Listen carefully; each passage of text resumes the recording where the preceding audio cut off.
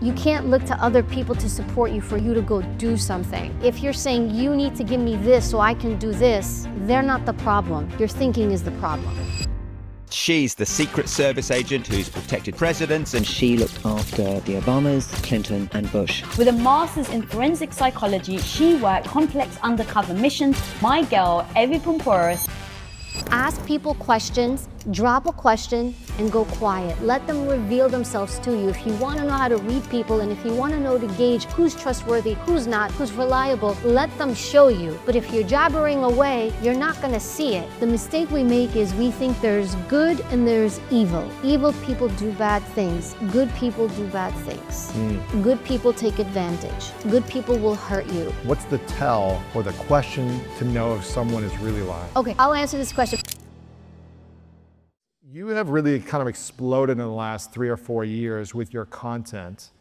And every time you come on my show and the content I see online, it's around human performance, about optimizing yourself. It's also around human psychology and understanding people. It's understanding how to influence people in a positive way, understanding when someone's trying to manipulate you. All these things that you've learned through your studies, through real world experiences, you know, protecting presidents, through working in Secret Service, all these different things. I'm curious, what is the greatest skill that you've developed in the last 4 years, 5 years, since you've really kind of blown up in a bigger way, of all the interviews and the content you do on TV? What is the biggest skill you've developed in the last 4 or 5 years for yourself that has continued to help you thrive personally? Because you had tons of skills when you were working in the field, but what about in these last 4 or 5 years? It's hard to say if it's just one thing. I think it's been a few things. One is I let things be. I don't try very hard to analyze or understand. I was listening to your story before about the $1 million, somebody owing it to you, and it's very easy to get in that rabbit hole and all these things come in. And I've learned to kind of, I don't want to say surrender, but just let things be. And instead of not getting stuck in the dwelling thing, I'm like, all right, there's a lesson for me to learn here. That's one thing, like not trying so hard, not chasing things so hard. I've learned that the harder you chase, it's like a frenzy and it doesn't work. And when you kind of step back and you're like, I'm just gonna let it happen. I'm not saying don't do the work, you have to do the work. And I think that's the other thing, you have to put in the work. And I don't, you know what else I don't do? I don't compare myself to other people. Really? No. How have you learned that? Because that's hard for a lot of people. The moment I start to do it, I stop. And this is, I've never said this, I'll say this here. I've never watched anybody else's podcast interview, ever. What do you mean? Not that I don't like your show. What do you mean? It's a great show. I watch the clips. I watch the clips. So for example, so I've done podcast interviews, right? Your show. I won't sit and watch somebody else's because I don't want it to get into my head. Because then I start doing, oh, they did this, or I should say this or that. And to be frank, I actually learned this in Secret Service training from shooting. Because when you would shoot, they'd like line you up and the targets were really close to each other. I mean, safety, like within reason, but everybody could see everybody's target, and it was very easy for your eyes to go to the other person's target. And you start to kind of psych yourself out, oh, his hole's perfect and mine sucks. And you might think like, well, what's the big deal? It is a big deal because when there's 40 special agents watching everybody else, they're like, she sucks, I'm not gonna take her out with me. Or he's not this, or they look like a mess. So you start to care. So I don't, Louis, as I move up, I'm very careful. And when I look at other people's content, I look and I move on. And that's a really big thing. And I don't try to do what other people do. And sometimes I have people hit me up and they'll say, you know, Evy, you know, how can I be a better speaker? And you were talking about that before. Or how can I be a better interviewer on my podcast? And I want to sound like this person. And I'm like, stop watching what other people do. If you want to mess with your head, look at what everybody else is doing and then compare it to you. And then now, instead of you being just like genuine and authentic, you're trying to do what other people do, and that doesn't work. And I really feel like that's the biggest thing. Even when I go on the news I cover news here at 30 Rock. For NBC, I cover law enforcement and crime. I'll listen to the other news anchors, but I'm always very careful when I listen to the other commentators to really just be like, just do your thing, just do your thing. It's interesting you say that because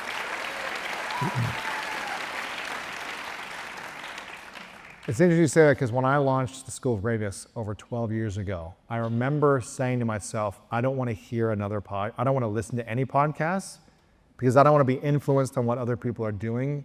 And I just said to myself, if I wanted to listen to a show, how would I want it to sound for me? Like, what would I want? Not trying to mimic everyone else. And I think it really served me well because I was like, okay, I want the intro music to be positive. I want it to be this. I want to start this way. And I want the flow to be a certain way. And so I didn't have any, I guess, judgment about what other shows did. And it's funny because I actually just listened to an episode of more of a scripted show, which I usually don't listen to. But I listened to it and I was like, oh, that's interesting. And I saw myself comparing myself to a scripted show on how they use their music and this and the voice acting and all that stuff. And I think it was also it being out of my industry, it being a scripted show, actually was like okay with it because it was adjacent, but it wasn't in my kind of interview world. And so I was able to get some inspiration without being too judgmental of myself and kind of say, how can I pull from this industry into my industry? So I thought that was also something that was good. But when I launched the show, I didn't listen to any podcasts. And it was really helpful for me. But I also think, what about having a mentor though? You had coaches and guides who you probably looked up to in Secret Service and training that had a certain level of success, right? So don't we want to also have certain mentors or coaches or people we can get feedback from without comparing to, but guiding us? So I'm gonna be honest, I've never had a mentor. I've never had one. I actually didn't even know what the word meant for a long, long time until it became popular. So I never had someone where I was like, oh, I want to be like that. I didn't have that. So maybe I didn't know what I was missing. But you had coaches, right? Or people that were like training you in the field. Louis, they're not coaches. They're What do you like call them? drilling you to the ground. Okay, They're trying to make you yeah. fail. Louis thinks it's like, hey, you go. They're more like, you're a loser. You're this. You suck. Quit now. Quit. You're gonna get somebody killed. They were the opposite of mentors. They were the opposite. The Yeah. first time when I joined the NYPD, which was before they built the new academy, which is really nice. I went to the rinky-dinky one. It was attached to the 1-3 precinct down in the 20s for my New Yorkers, if you know where that is. And this thing's like the stairwells are caving in. It's like a dump. It was wild, but there was a gym, and the gym had this green line, and it was like the green lane of death, and they would have you run this line 25 times. 25 times was a mile and a half. And like that was one of the test markers they would do. And you would run this line and they have you run it ranks and you had to put your arm out. So it was like shoulder to shoulder. I couldn't fall back. And then the person behind me couldn't fall back because it was just like this whole ranking system. If you fell back a little, they would pull you out, they would yank you out.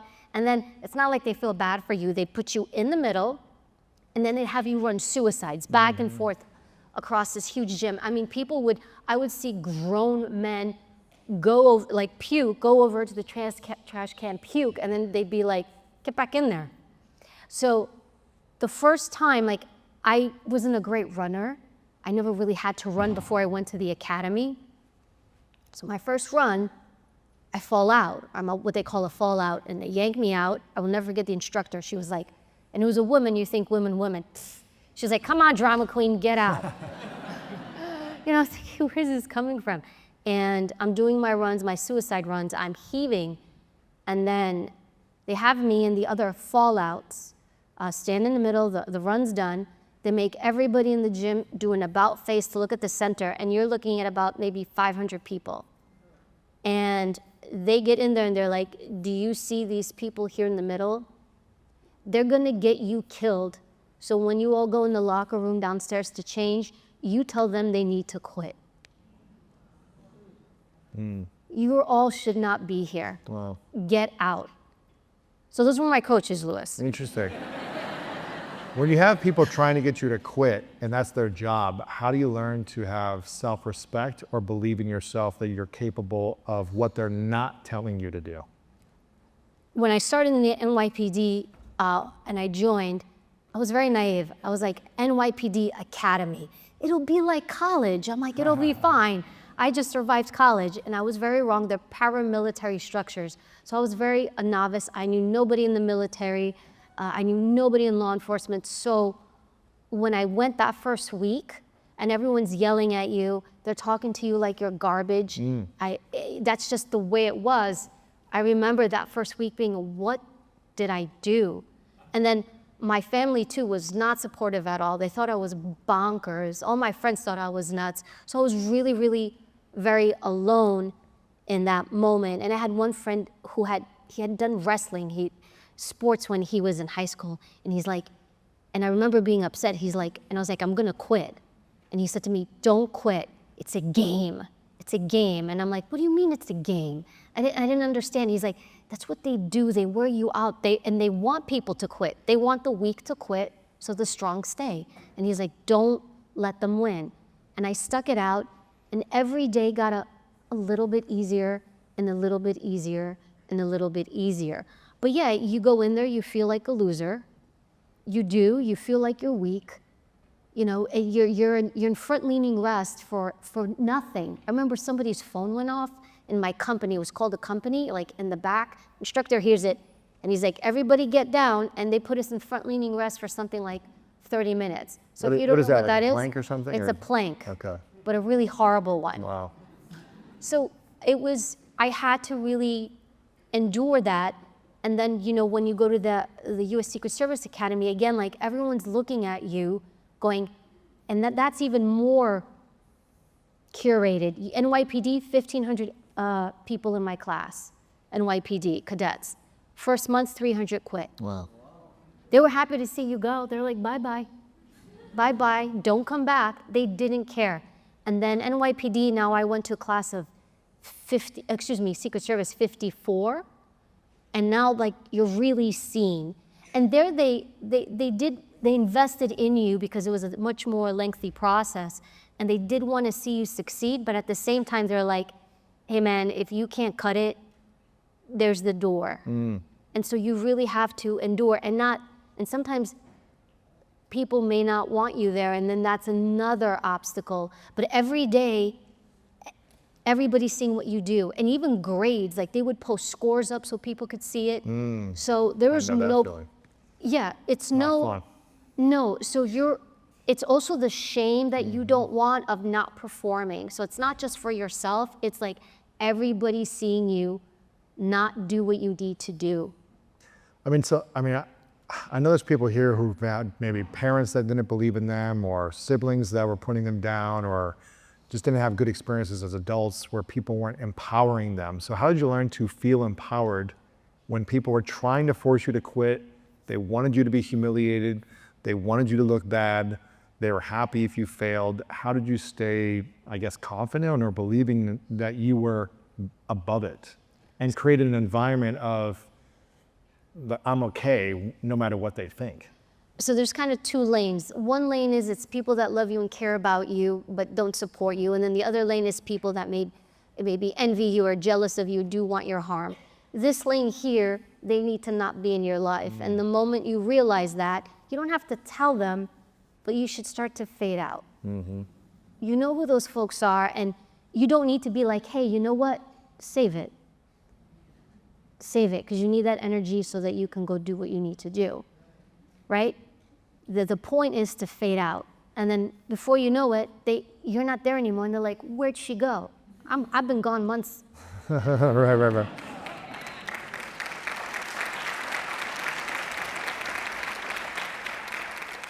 The other lane is that people that you really want to support you, and you want them to do that for you, but they forgive them.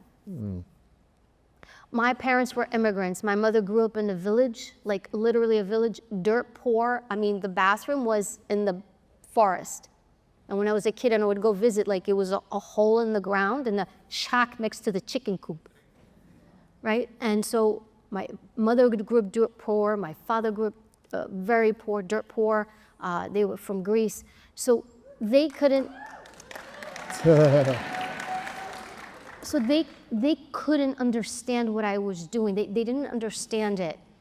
My brother, he's like, you can go be a cop, you know. He didn't like cops. I didn't even like them, but life takes you in a weird path. So I just learned, like, forgive them, but, you know, I'm gonna be transparent with you, like, you can't look to other people to support you for you to go do something. It's nice if you can get it, but like, if you're saying you need to give me this so I can do this, they're not the problem.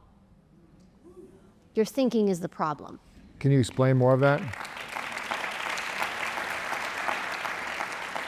It is, I'm not going to do this because I don't have support. My mom's not behind me. My dad's not behind me. This person is supporting me. My friends are making fun of me. So what I just did is I made these external factors the deciding factors of whether I do something or not. And then, you know, and we've all been there where we listen to other people, myself included, and then we are pissed. Why did I listen to this person? And then we're mad at them. We have to be mad at ourselves and be like, I chose to listen. And so I had to learn over time, don't listen. And you also know intuitively, if it feels like you need to go this way, then just go. And if you're wrong, you're wrong. Like, if you fail, you fail. Mm-hmm. I'll share this story with you because as you were talking, I was thinking about when you were sharing all the ways in which you failed or you didn't feel right. Before I went to the NYPD, I actually took a test to be a probationary, not a police officer, to work as a probation officer. And I started leaning into law enforcement. I really wanted the job. It was gonna be my first real job out of college. And I was like, so I get a date and time to go take the test. I go to Brooklyn, I won't forget it. I'm super nervous because I'm like, wow, this is like a real job. You know, I came from a labor background, my parents, you know. And so I show up to take this test. And I'm really, really nervous to take this test. And I'm taking the test, and they ask us a question. I had to write an essay, but I was so nervous. I had a hard time writing my essay. Time's up, I didn't do a good job. And I knew it, I'm like, I failed this thing. And sure enough, I failed it. Fast forward a couple of months, maybe weeks ahead, the woman who gave it to us, there was a woman who gave us the test, like the proctor. I go to a wedding, and I see her. Now, she's a probationary officer. And I see her at a wedding, and I'm like, oh my gosh, that's the woman that gave me the test. So I muster up my courage, because I felt shame because I failed it. She failed you. She failed me, but I failed myself, because I didn't do a good job on that test. So I go up to her, and I'm like, hi, I'm so-and-so. I took the test a couple of weeks ago. I didn't do very well. Hopefully, I'll get a second chance. But I just wanted to come over and say hello, despite feeling that shame. And I turn, you know, she shakes my hand. She gives me one of those. I turn around, I walk away. Now my mom, who's seated at a table across, my mom's like a very, I don't want to say naive, but like she's just not, she doesn't look for negative things. I go back and my mom says to me, come here. Who was that? And I said, oh, that was the woman who proctored the exam. She was the recruiter, the one that didn't do well. She's like, the moment you turned your back, she was laughing at you with her table and saying stuff about you. Why? And I remember, I was like, because I failed and I didn't do well on that test. And she's probably looking at like, who's this ditz who thinks she's gonna go into this field, you know? So can that crush you? Sure, I'd be lying if I didn't say like, I felt shame. But then there's also this other part of you that's just like, onward, you know? And so, from that, I became a Secret Service agent, so there you go. I'm curious about this, because I know there's a lot of givers in this room, people that want to give generously and have a lot of love in their hearts and just think everyone, well, maybe not in New York, but think everyone's positive. Growing up in Ohio, I was just like, everyone's a good person. But then I moved to New York, and I was like, oh, okay, it's a different vibe. Gotta get that thick skin up in here, but people are good. Yeah, I'm just teasing. But as a master of human behavior, human psychology, human nature, how do you think people can really understand if someone's being a giver and generous with trying to meet them or connect with them, whether it be intimately or career, business-wise, versus actually wanting to take something from that person? How can you tell if someone's really a giver when they connect with you, or they really have a different agenda? So this is where the naiveness comes in. We project onto others what we think they are because of what's in our heart. I'm a giver, so everybody is. Yeah. In my background in the U.S. Secret Service, I was a polygraph examiner and an interrogator. They sent me to become, to do the lie detector test, and I would help the U.S. Secret Service and local police, and I'd also go overseas to interview people who did really, who committed crimes, right? The mistake we make is we think there's good and there's evil. Evil people do bad things. Good people do bad things. Good people take advantage. Good people will hurt you. And so the thing that I hear people, and the mistake is, but they're so nice. Oh, he's such a nice guy, or she's such a nice person, or, I don't understand what happened. Don't do that. Just don't do that. Don't do that. But can't you go but then you have to always be on guard with everyone you meet? You need to be aware. You need to have your brain on. You can't turn it off because you're like, oh, everyone's great, because it's not. There's a naiveness to it, and that's on you. Like, it just isn't. It's just the truth. And so when you live in that reality and you look at people, even if they're nice, a nice person can hurt you. A nice person can take advantage of you. Good people do these things. So I always tell people, look at the behavior. If that relationship becomes imbalanced, so if you become the giver, they're taking, you've helped create that imbalance. You also play a role in that. Yes. You also play a role in that. And if you keep giving because you're thinking, oh, I'll eventually get back, pause and stop. People show you. Pay attention. I always say, look at the behavior of the person. Don't label people. Label the behavior. Labels are for clothing. Label what they show you. They will show you. So if it becomes one way which you help to foster, and that's okay, correct it, and then pull back. And even today, I'm always aware. It's not that I don't want to believe in people. I do, but it's kind of like President Reagan used to say this: trust but verify. So let's say you started some type of giving-taking relationship. It doesn't matter if it's intimate or career or whatever, but you meet someone and they're taking, you're giving. How can you start to make it shift so you can feel better without being a jerk or saying, you never give me anything in return, and feeling like they're supposed to give you something in return? How can you shift that energy? It depends what you want. If it's that much of a taker, goodbye. Yeah. Like, you can't change people. And people will see people and we're like, oh, they have the potential. It's not, do they have the potential? What could it be? What it was? It's like, what do you have now? You must live in truth. What is the reality? Not what you wish it to be, not what you want it to be, not what it was, not what they could be. And then at the same time, allow people to be what they are. This is what I have. What do I want to do with it? But we try so hard, I'm going to this, I'm going to shift, I'm going to do that, and then that's going to yield me this. You're 50% of the equation, but they're the other 50. And they've got their own brain, their own intuition, their own intentions, their own whatever's going on. And then we're going to come in and what? And a little bit like, how narcissistic of us is that to think like, oh, I can do this. Let people be what they want to be. Now, if they want to shift and change to have a better relationship with you because you want to make that investment, make it. But some people don't.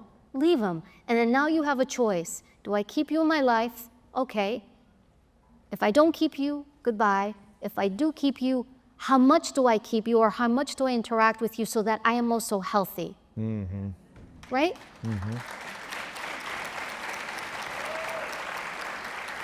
I'm curious, have you noticed differences from working in government or working in the Secret Service world versus, I guess, working in the civilian world afterwards, and how people act and interact? Oh, yeah.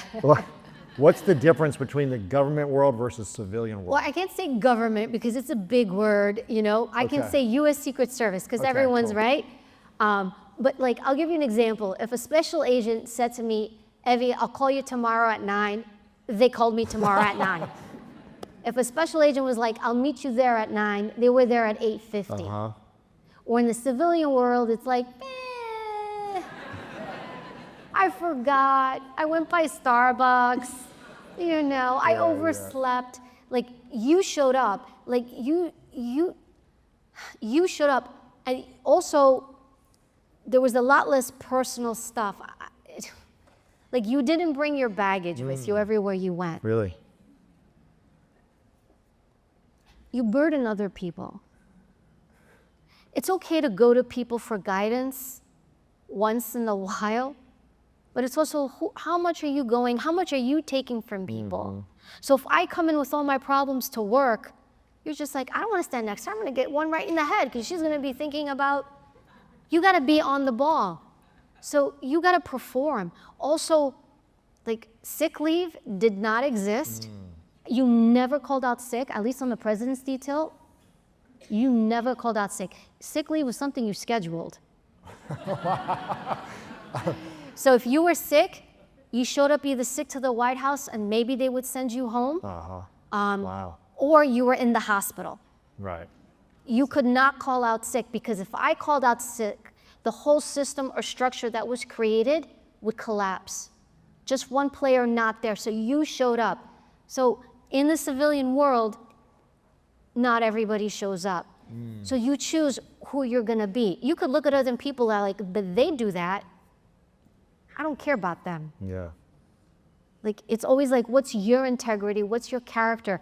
You show people who you are. So when people know that you're the person who's gonna show up, it's actually competence. When they know you're gonna be there, you're reliable, you're consistent, you do what you're going to say you're going to do. That is huge. People today, Louis, call me up and they tell me all sorts of stuff. I have people come to me and if I need something, people always deliver. And I was thinking about this. I'm like, how come, why is that? Why is it that if I have somebody call me, my phone rings? Or if I call someone, they answer on the first ring? And I'm like, you know what? I'm like, because I brought that integrity and ethos with me. And they're like, I know she will come through. And I think that's kind of the difference from the civilian world. Not everybody's like that, but those are the differences I see. How do you navigate it then, you know, being in the, I guess, the public world more rather than the private world where you're getting pulled in a lot of directions, you're building your business, your brands, you have opportunities left and right, people are trying to, you know, whatever, get something from you or help you or say they're going to help you, but then they don't deliver. How do you navigate that emotionally or mentally in this kind of world more? You have to be careful. Like, I'm always discernment. Discernment, like turn that brain on and really think and listen to what people tell you. I don't even want to say turn that brain off. It's just like listen. Look at, you know, Odysseus, the ancient Greek saying, look at your opponent. It will tell you everything you need to know. Don't listen. Look at them. When I say look, like look at what they show you. And everybody, here's the thing, everybody in pursuit of their self-interest, right? It's not always going to be in alignment with what you want. They want this, but it might not be to my best interest. So you have to look at what they're selling you, what they want from you, what they're asking of you,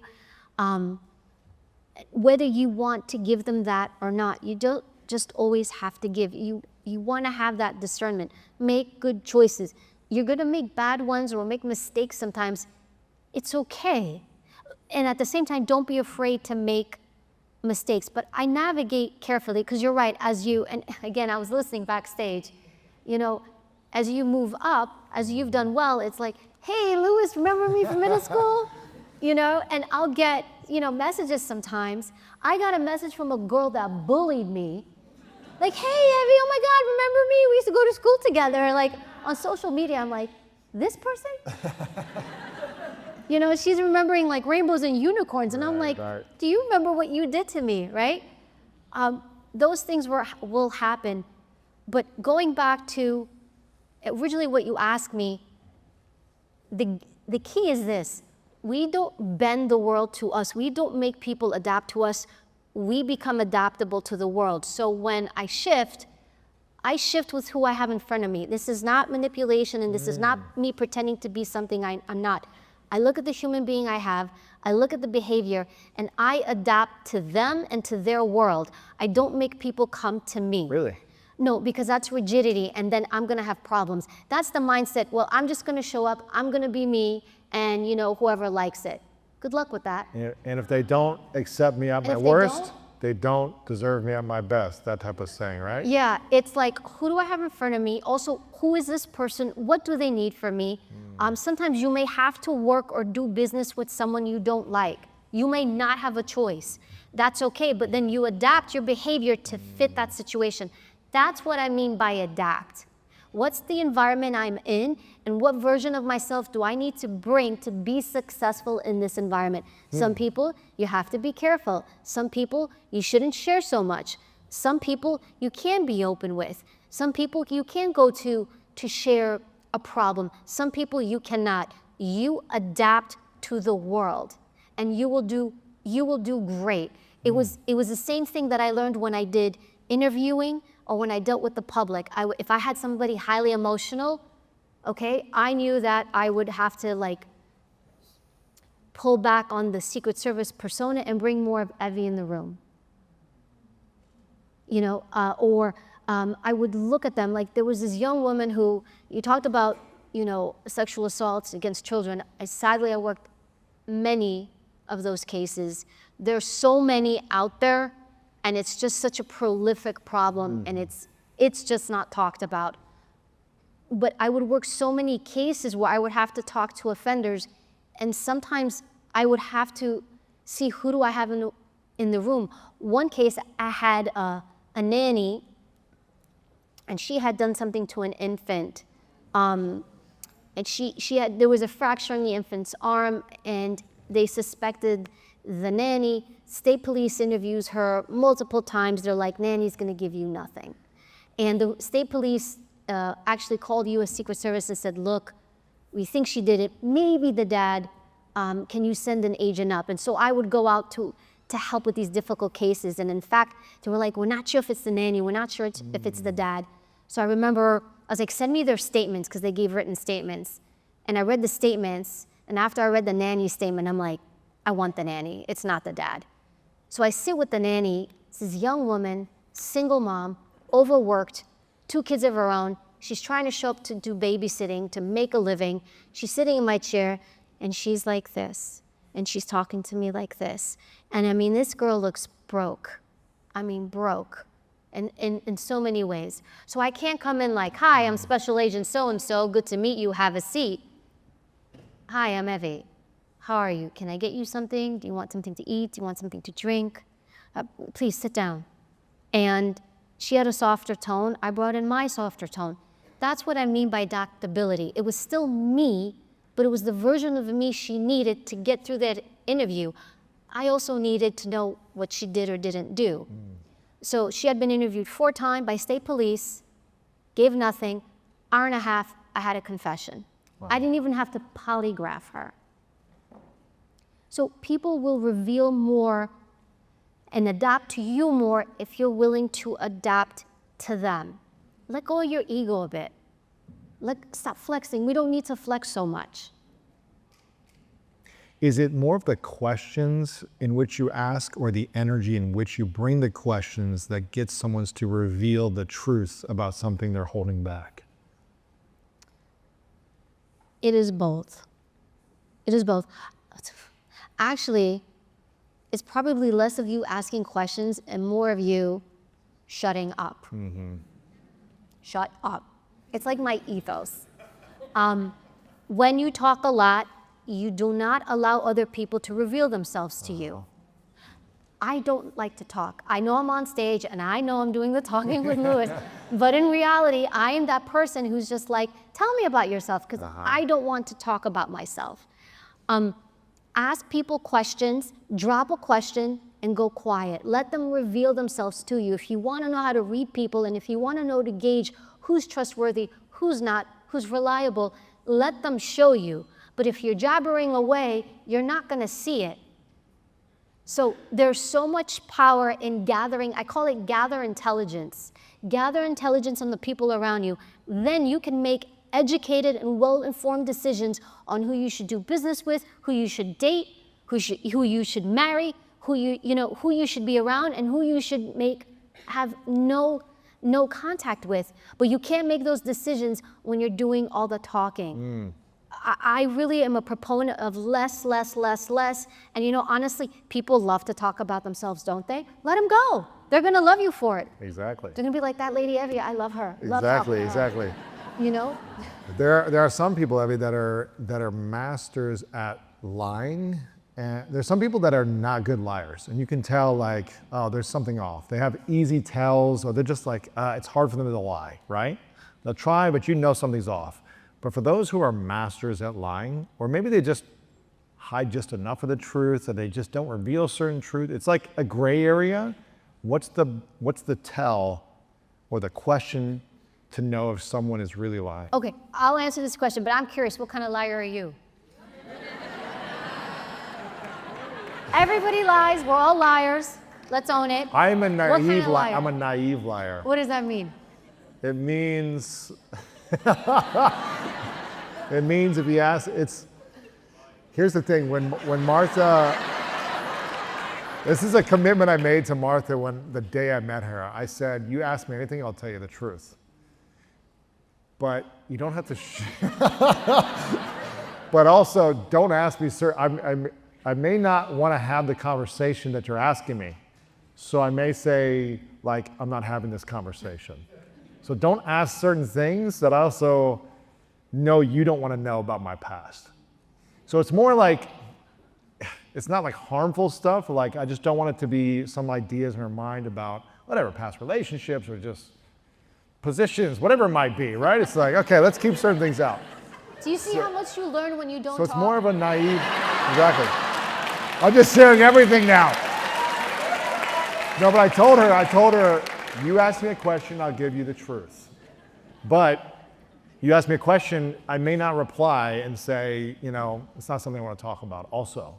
So it's like I'm being naive or I'm just not sharing, but I'm being honest with you that I don't want to share. But she'll ask me a lot of stuff and I'm like, it took me a lot of courage in the first year of dating Martha, where she would ask me very vulnerable, intimate stuff, and I would just tell her the truth. And I was so used to getting screamed at in the past that I was waiting for like this reaction.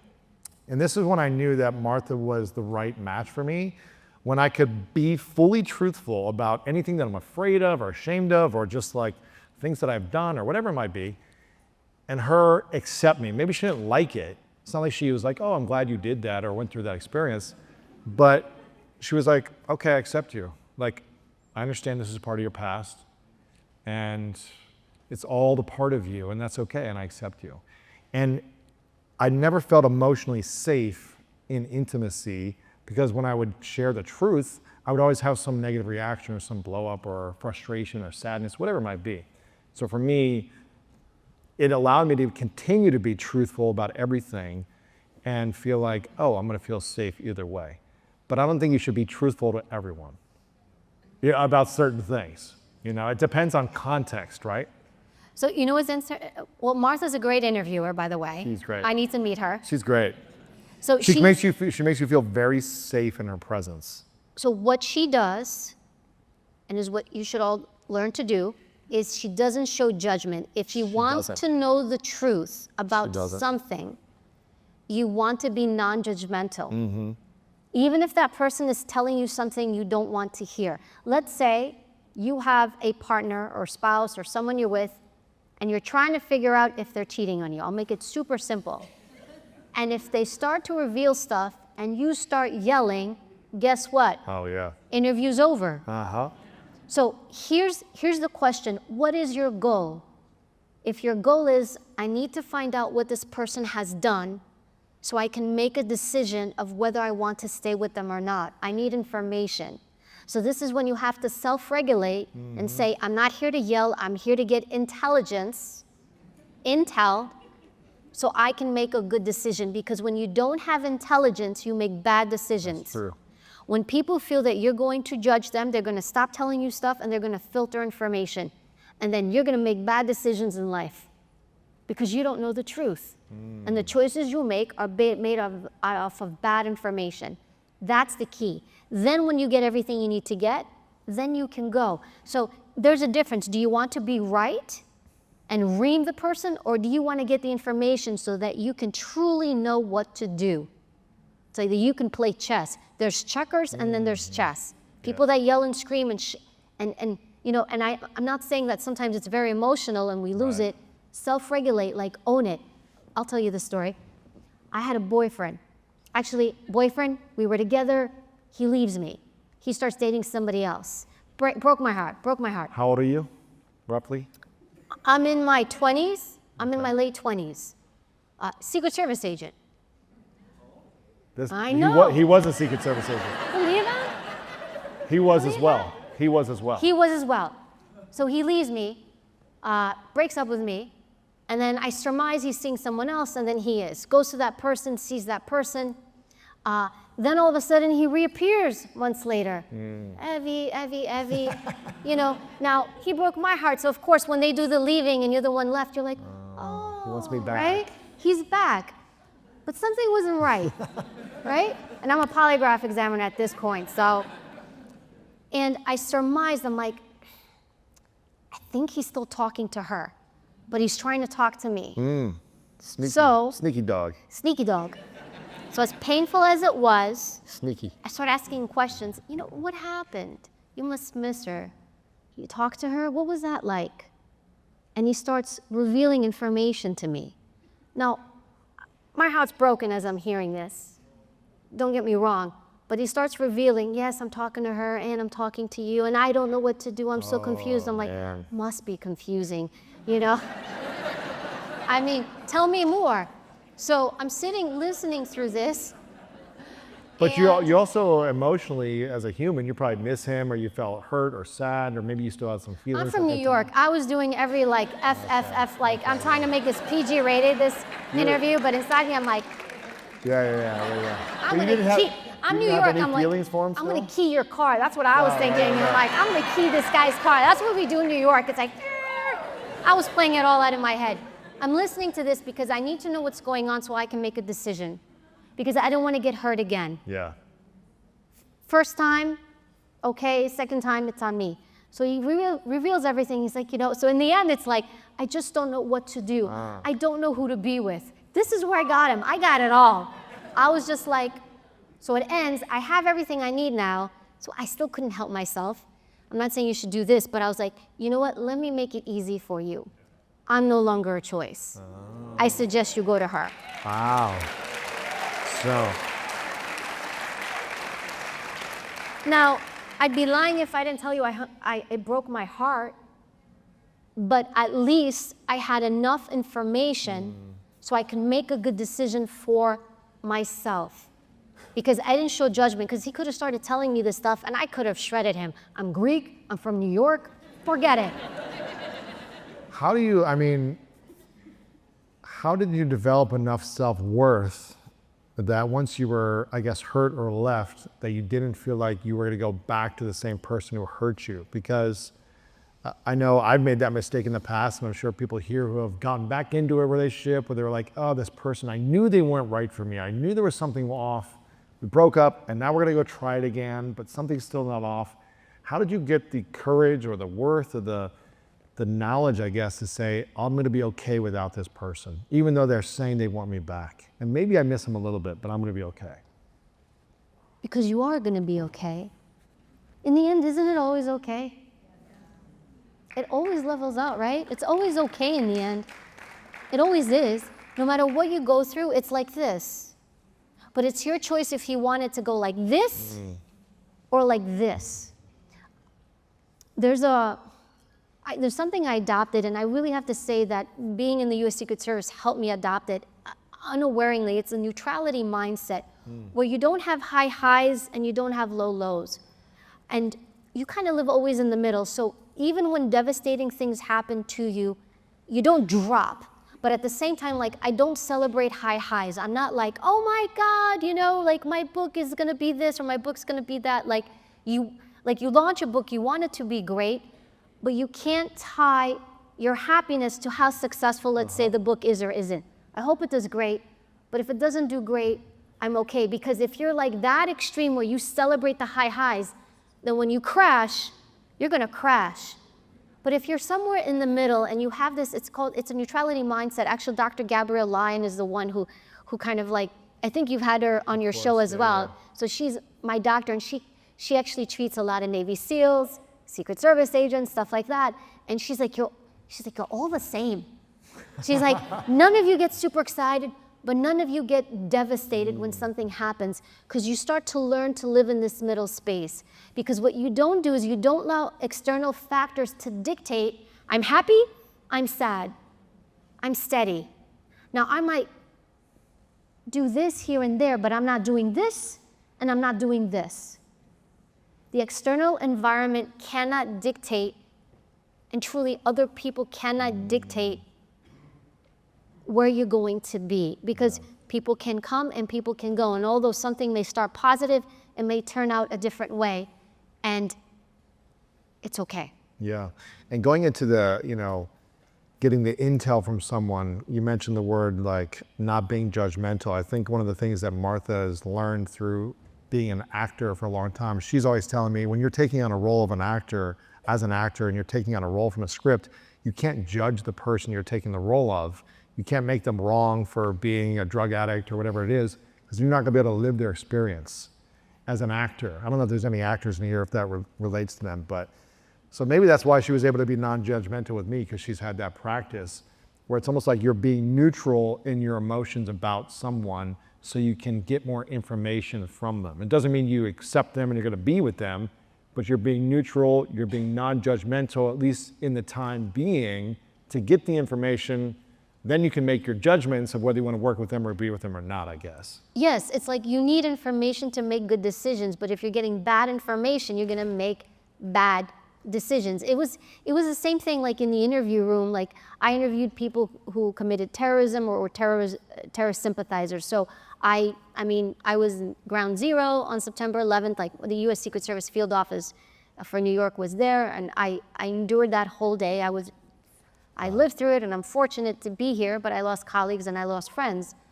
Now, I did not, when I would sit in an interview and I was trying to get information on where the next attack would come from, I didn't walk into that room and be like, you know what you did?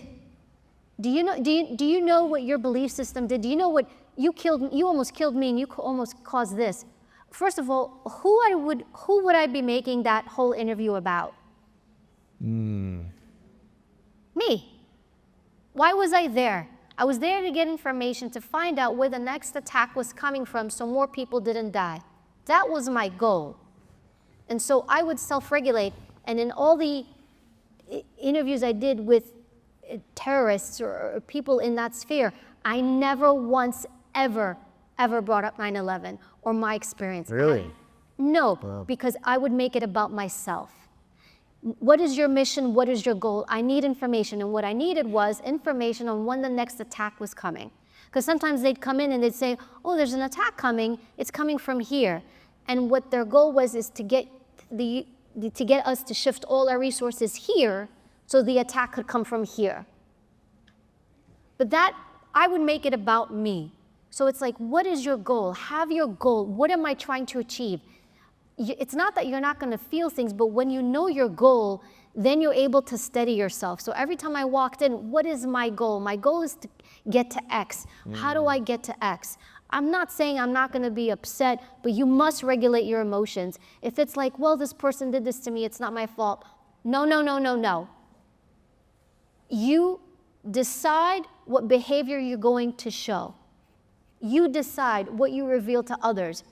Other people cannot be in charge of what your behavior is. Think about how powerless that makes you. Yeah. And it just makes you just like anybody can do anything to you. Now, if you want to lose it, if you ever want to like burn a bridge, burn it to the ground.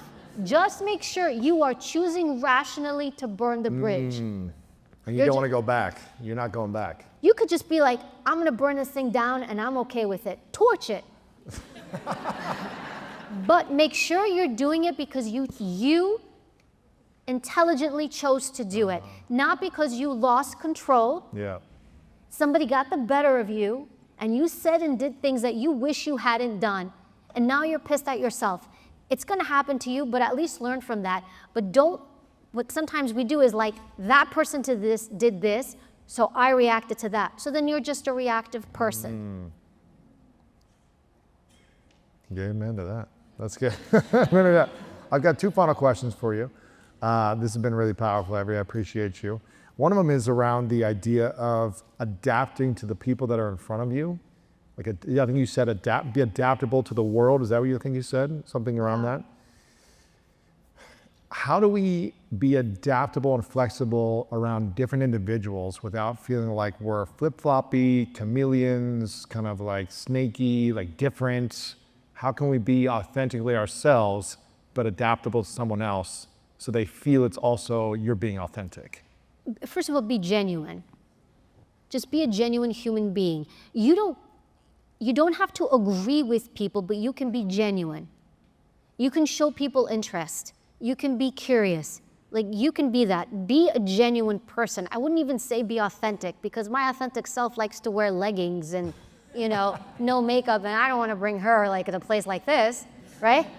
So be a genuine person, but you can be genuine and adapt. So if I have somebody who's angry, I'm gonna adapt to like, all right, I have somebody who's angry and they're yelling or they're screaming or they're venting. So I understand that I can't yell and scream and vent if I wanna make progress in this situation. It depends also what you want. Do I wanna make progress? So I adapt to that behavior. I understand, and I just know this through the training I've had, that when somebody's in that heated zone, you go quiet. Most people don't. Most people think, oh, you yelled at me, you this, or I'm gonna come back at you. And then you just go at it all day long. If you're trying to make progress, you're like, all right, let them vent.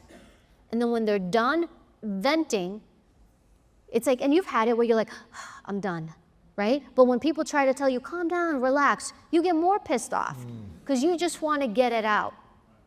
So let them get it out. So that's what I mean by adapt. I see with the behavior I have, I understand, let them get it out. And then when they're done, now I can talk. Because now they're also ready to listen to me.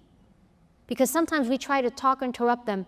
I had, there's a coffee chain, a big coffee chain, I won't say which one, but one of the managers came to me and he said, we need your help. He's like, I want to ask you for advice. He's like, we get customers who come in and they lose their minds when we give them the wrong drink, like dangerously so.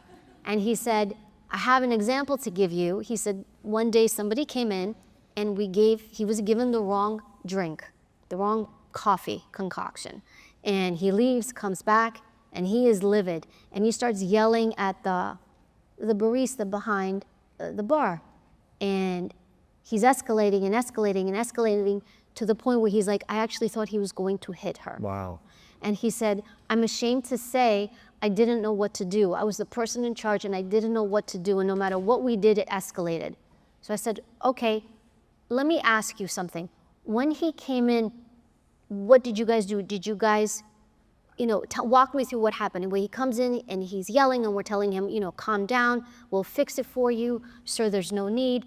And he's like, we fixed it for him. We gave him the right drink. We even gave him like a credit. It didn't matter. He just kept escalating and escalating. And he's like, what did we do wrong? And I was like, it's not that what you did wrong, but the thing that happened there is he was pissed and he just wanted to be heard. And you kept interrupting him. He didn't even want, it wasn't even the drink, because you gave him the correct beverage. He didn't even want that at that point. You just needed to let him vent. But what you did is by interrupting him and by fixing it and trying to get him to stop, he just went up, up, up, up, up, up, up, and it got worse.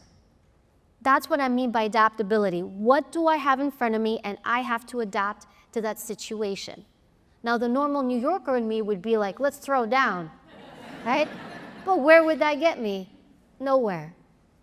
Know who you have in front of me, know what state of mind they're in. It's also what motivational mindset are people in, what's going on in their head, not your head. But you also have to have be enough of a centered person Not let your ego get in the way if you really want to be good at dealing with people. Your ego will sabotage you because it's like, how dare you talk to me like that? How dare you this? How dare you that? And that's not a great place to be, because now you're really not going to make progress. And it's like, do you want your ego to be satiated, or do you want to know what's going on around you so that you can make intelligent decisions and handle people well? I prefer the latter. That's beautiful. That's beautiful. Evy, I know I've got one final question for you.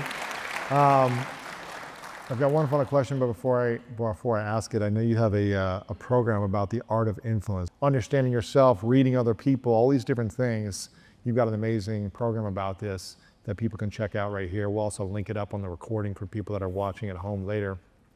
So we'll have that up there for you guys to take a photo of that. But I have one final question. You have so much going on. You're really a great resource for people in having them understand themselves, understand other people, navigate relationships differently. What is the thing you're most grateful for in your life these days?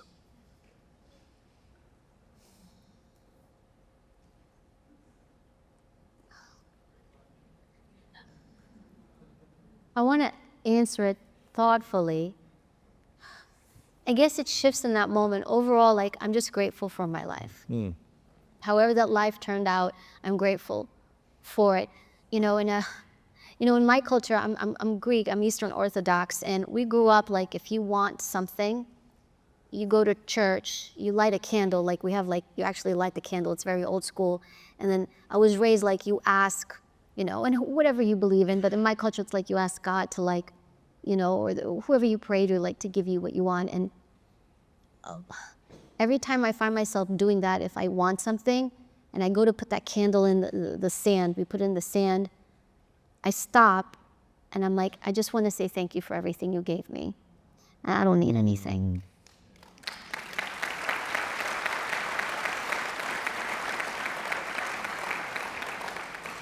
I think I'm thankful for, and when I say my life, I guess I've had like 2 key moments where really, like, I thought my life would end. Like, the job I had was very life and death, and so those moments always existed, but I had 2 like real moments where I'm like, this is it, I'm gonna die.